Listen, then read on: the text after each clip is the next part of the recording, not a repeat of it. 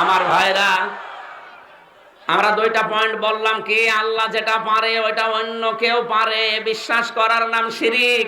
শিরিক যে করে সে মুশরিক, আর মুশরিকের জায়গা ইন্নাহু মান ইউশরিক বিল্লাহ ফাকাদ হারামাল্লাহু আলাইহিল জান্নাহ ওয়া মাওয়াহুন নার। যারা শিরিক করে তাদের জায়গা হচ্ছে জাহান্নাম, আর জান্নাত তাদের জন্য হারাম।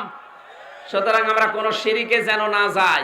আল্লাহর তৈরি আইনের বিরুদ্ধে বাদ দিয়ে মানুষের তৈরি আইন যারাই প্রতিষ্ঠা করার জন্য দল করবেন, ভোট দেবেন, চিন্তা ভাবনা করবেন, চেষ্টা করবেন, আপনি মুশরিক হয়ে মারা যাবেন। আমি আপনাকে বাঁচাতে চাই। আপনি জাহান্নামে গেলে আমার কোনো লস নেই। হ্যাঁ, আল্লাহর কসম, আপনি জাহান্নামে গেলে আমার কোনো লস নেই, কিন্তু আমি কিয়ামতের দিন ধরা খেয়ে যাব যদি এই কথাটা আপনাকে না জানাই। সুতরাং বাংলার জনগণ সাবধানে, রেকর্ড হচ্ছে, সারা দেশে ছড়িয়ে যাচ্ছে। সবাইকে আমি আহ্বান জানাচ্ছি, আল্লাহর তৈরি করা আইন বাদ দিয়ে মানুষের তৈরি করা আইনের পেছনে থেকে তার জন্য শ্রম দিলে, সময় দিলে, দল করলে, ভোট করলে, রাজনীতি করলে আপনি জাহান্নামে যাচ্ছেন, আমি দেখতে পাচ্ছি।